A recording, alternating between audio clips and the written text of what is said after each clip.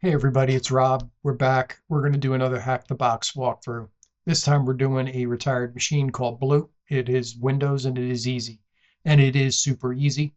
Most of you who do this on the regular probably can figure out just by what the name of the machine is what we're going to be doing. So I still thought I would go through it because typically anytime I do Eternal Blue exploitation, it's been with Metasploit.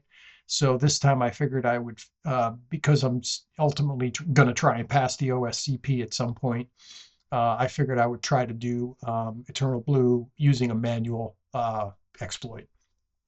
So anyway, without further ado, you can see I have Hack the Box's VPN connected and I have Blue spun up, and here is the IP address. And first and foremost, what we did was we ran an Nmap scan. And again, Hack the Box has been so slow for me. I decided to not do all ports. I just did Nmap service version detection T4 aggressive on the most common ports. And what came back was essentially SMB and a bunch of, RPC ports. So ultimately, if you look at this, the way in is going to be SMB of some sort. Okay. So if you don't know if the machine is vulnerable to Eternal Blue, one of the things you can do is go to user share nmap scripts. Okay.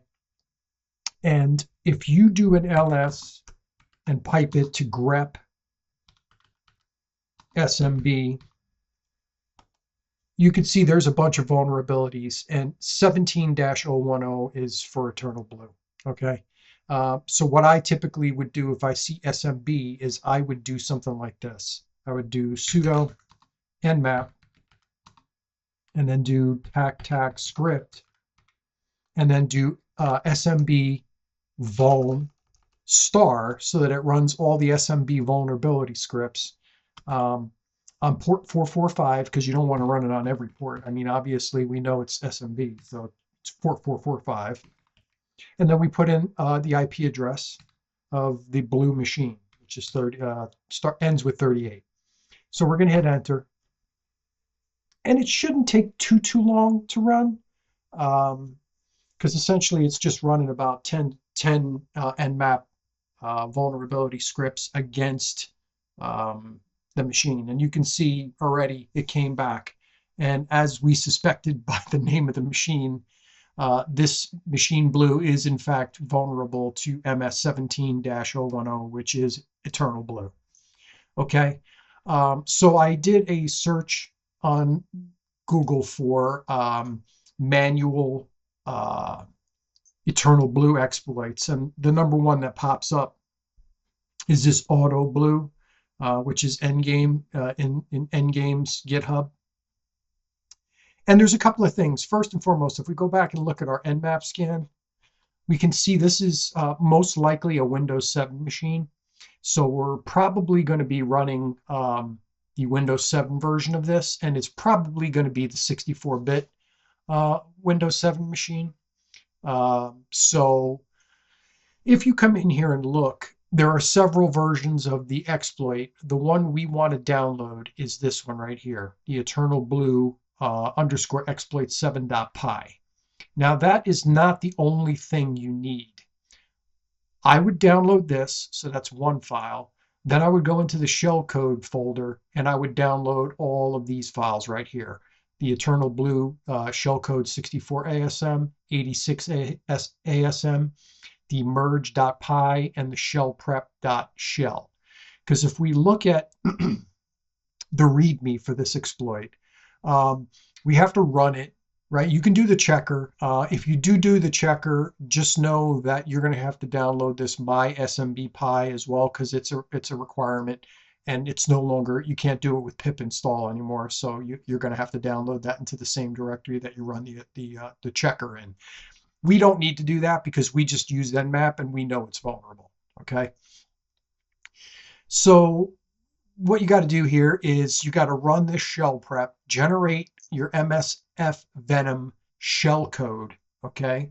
And then there's a bunch of scripts that run that merge it into the code. And then essentially what you're doing right here is you're running Python eternal blue underscore exploit7.py, the target IP, the shell code that you want to run, which is going to be a .bin file, and then the number of groom connections. Don't ask me to explain the number of groom connections.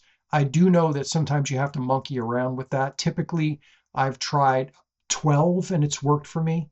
I've also left it completely off and it's worked for me sometimes.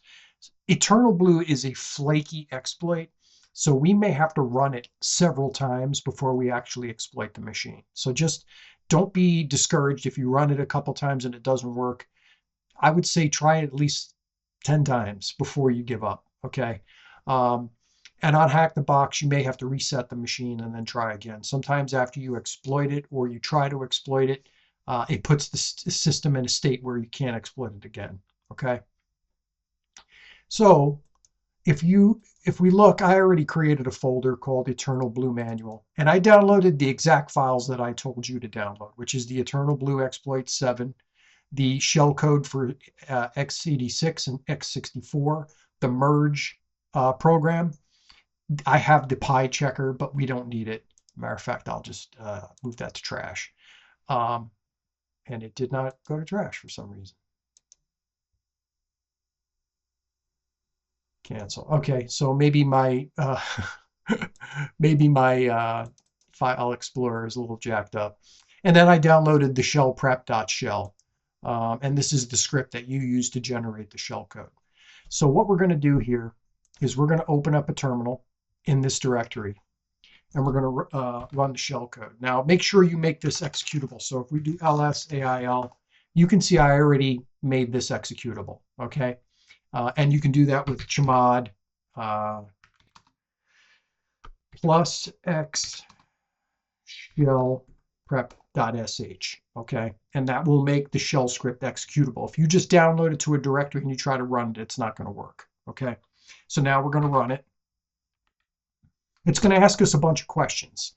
So, kernel shellcode compile, would you like to auto-generate a reverse shell with MSF Venom? We're going to say yes. The L host for the reverse connection, that would be your attack machine. So it's going to be my IP address, which is 10.10.14.232. Okay. L port that you want to listen on. We're going to do all sixes. Okay. L port you want to listen on if you use x86. That will just make all sevens. We're not going to run the x86 shell code, so it's not going to matter. You just don't want, I just don't like to make them the same, okay? You probably can, but I just choose not to. So type 0 to generate a interpreter shell or 1 to generate a regular command shell. Because we're doing this manually and we're not going to be using the handler, the Metasploit framework handler, we're going to use a regular command shell. So I'm going to select 1. Generate a staged or a stageless payload. I would suggest you start with a stageless payload where it just basically sends the entire exploit at once. And if that doesn't work, you can always come back and regenerate the shell code and try a stage payload. But I'm going to go with a stageless payload. So I'm going to select 1. So it's going to generate the shell code, which takes a few minutes. Okay, and it's done. So now what we need to do is we need to try and run the exploit. But first, if you remember, we need to start a handler. So a listener, I should say. So we're going to do a netcat listener on NL, and we're going to do tac NLVP on all sixes. Okay, now we're going to go back and we're going to go to the directory that we have the shell code in. So now if you look, if we do an ls-ail, you can see there's a whole bunch of other files in here now. It creates shell code for multiple different types of payloads or delivery. So x86, 64 and different versions. Okay, the one that we're going to probably try is this one right here, is the sc_x64.bin. So if you remember, to run this exploit, you run the exploit using Python, right? So it's Python, the name of the exploit, then it's the IP address of the machine that you're attacking. Then it is the shell code, and because it's in the same directory, we just need to include the name of it. And then the optional argument is the number of grooms, okay? We're going to start by trying 12 and see what happens. If that doesn't work, we'll adjust, okay? So we're going to do Python 3, eternal checker. We're not doing the eternal checker. We are doing eternal blue, and we're doing the exploit. And then we're going to do the IP address, which is 10.129.227.38.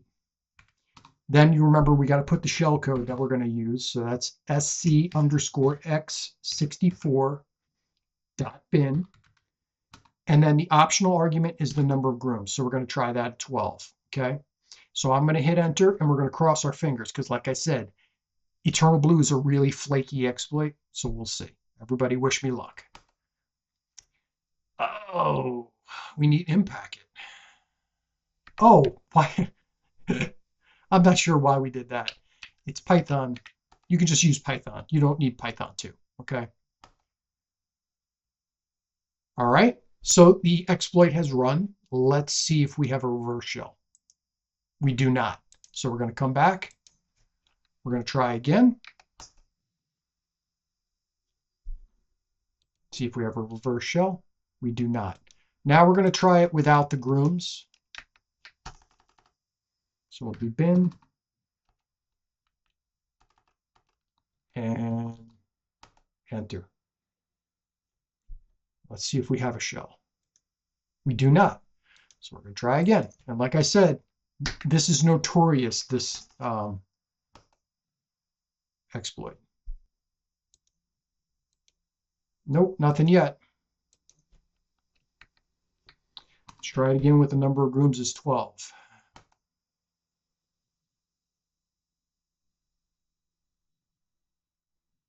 That's taking a little longer, so that might have worked. Nope. Try again.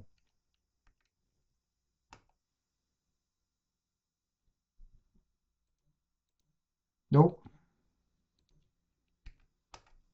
Oops. We'll see. Let's try number of grooms is 20.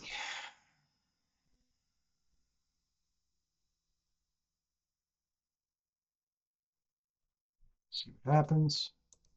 And we got a shell. So do you see what I mean? Eternal Blue is so flaky. I tried 20 when I did this machine the first time. It didn't work. 12 worked. So you're just going to have to mess around and see what works for you. It's an extremely flaky exploit. Even in Metasploit, sometimes you have to run it multiple times. So don't be discouraged, and I would encourage you to try it at least 10 times. Try it with different grooms, and you may even have to try it with different shellcode. You may have to try to run the x86. Just keep messing around with it until you get the exploit and it works for you. So you can see we are on the machine now. So if I do who am I, we're NT authority system. So we can do CD, C, users, and we could do a dir, and there's a Harris. So we're going to do CD Harris, and then we're going to do CD desktop, and then we're going to do dir. There's a flag, so we're going to do type user.txt. There's the user flag. Then we're going to back it up a couple directories. CD administrator. And then we'll do desktop. And then we'll do a dir. And there's the root.txt. So we'll type root.txt. And there's the flag. So like I said, this was going to be an easy one to figure out because of the name of the machine. Okay, it's an older machine. It's named Blue. It's 99.9999% sure you're going to be using Eternal Blue to exploit it. You can do this very easily in Metasploit. You can check for the vulnerability and exploit it. But like I said, I'm a big fan of trying to learn how to do this stuff with manual exploits. You will have to monkey around. Make sure you download those files that I told you to download. If we look You need this Eternal Blue exploit for whatever operating system you're running. So I got it for 7, 8, and 10. You need this shellcode 64, shellcode 80, x86, the merge file, and the shellprep.sh. I will include links in the description below to the GitHub repository, to Endgame's Auto Blue GitHub and his code. Thank you very much, Endgame, for a great exploit. And don't give up. You may have to monkey around with it because, like I said, Eternal Blue is notoriously flaky. So I hope you learned something. I hope you enjoyed this video. Please feel free to leave any comments, questions, suggestions, criticisms below. I'll be happy to engage with you. Like I said, everything will be linked in the description below, and I'll see you guys in the next video.